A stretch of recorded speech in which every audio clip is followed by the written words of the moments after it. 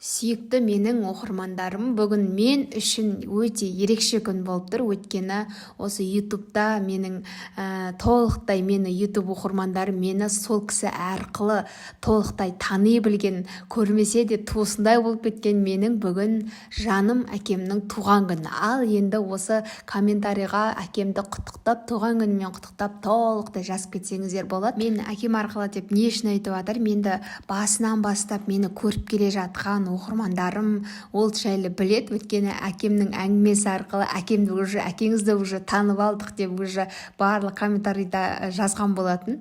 Әкемнің әңгімесі туралы, әкемнің қызықтары туралы жазғанмын. Енді ол видеоны көрмеген болсаңыз асты қарай өтіп көрсеңіз болады. Бірақ енді мені басынан бастап көріп келе жатқан оқырмандар ол әңгіме туралы білет, көрсеңіз, көрген болсаңыз астыға иә деп және де бүгінгі әкемнің туған күнімен құттықтап кетсеңіз болады. Осы орайда бүгін баяғы кезде кішкентай болған кезде примерно 7-8 оқимын да. Енді әкеміздің туған күні болады ғой. Мен осы жерде өзімнің бір тала тумантын айтып кетейін. Менің өзімнің баяғыдан бері, кішкентай кезімнен бері бір өлең шығаратын нелерім бар, әдетім бар. Енді шамалы шабытым келген кезде бір шығарып тастайтын өнерім бар да. Сол кезде бір 7-8 оқып жүрген кезде әкемнің туған күні болды. Енді баяғы кезде бізде былай еді ғой. Мамамыз магазинге жіберсе, сол тиындардың бәрін жинай беруші едік қой. Ешегі менде ақша бар дейсің, оның мамаңның ақша екеніңді шаруаң жоқ та, мамаңды магазинге жіберіп сол тиындардың бәрін жинаушы едік қой. Сол тиындарды жинап сол кезде мен әкеме ең бірінші рет подаркым әлі күнде есімде.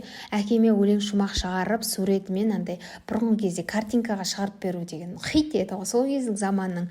Сол картинкаға өзімнің өлең шумақтарымды жазып беріп, әкеме ең бірінші рет сол кезде подаркымды бергенмін. Еще сіздерге қызық айтып кетейін да, ол подаркіме ол ақшам жетпейді ғой. Содан не керек, маманың бір андай ауылдық жерде білесіздер ғой, қағаз шығаратын жер болсын, басқа болсын, ауылдың бәрі бір-біріне таныс қой.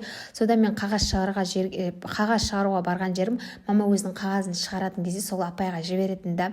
Сол апайға бардым да жетпеген ақшасын мамаға жаздырып кеткенсің ғой.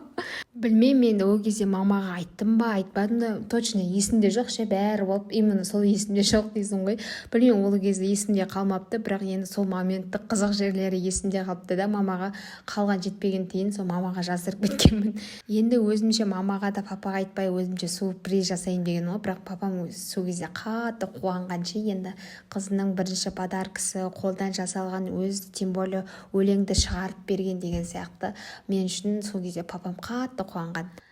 Сол кездер қандай тәтті кездер, қазір соны әшейін күліп еске алып отыр. Әкемнің қуанғаны қатты есімде қалып қойған болу керек. Сол кішкентай болсам да, сол әкемнің сондай қатты қуанғаны, қатты көңіліме қатты жаққаны болу керек. Сол есімде қалып қойыпты әкемнің қызығы.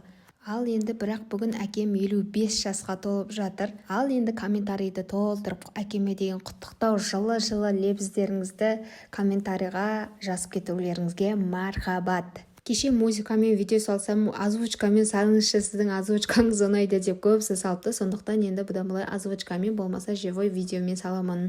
Сіздерге музыкамен анау-мынау сіздерді қызықтырмайды екен. Сондықтан давайте комментарийларыңызды жазып, лайктарыңызды басып кетіңіздер. Кстати, мен әкемнің суретін специально салып қойдым. Әкеме ұқсаймын ба? Сондықтан соны да комментарийға жазып кетіңіздер. Сіздер үшін сурет салдым бүгінгі видеоға.